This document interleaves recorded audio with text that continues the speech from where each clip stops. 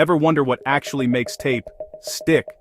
Let's take a quick step-by-step tour of how adhesive is made, from soup to sticky. Step 1. Pick the backbone. Rubber for instant grab, acrylic for long-term hold and weather resistance, silicone for high heat and low surface energy materials. Step 2. Build the polymer.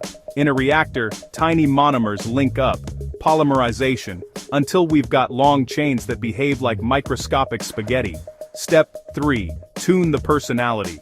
Add tackifiers for instant stick, plasticizers for flexibility, crosslinkers for strength over time.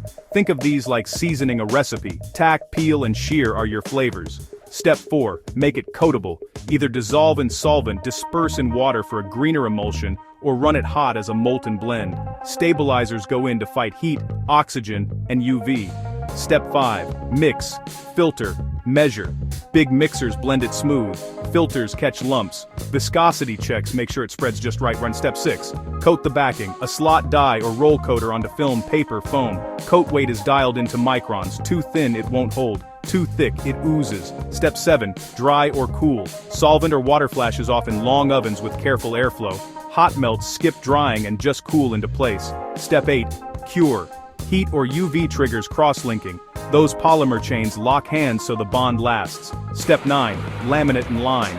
A release liner goes on, so the adhesive waits patiently until you're ready. Step 10. Slit and roll. Giant logs get sliced into the rolls you actually buy.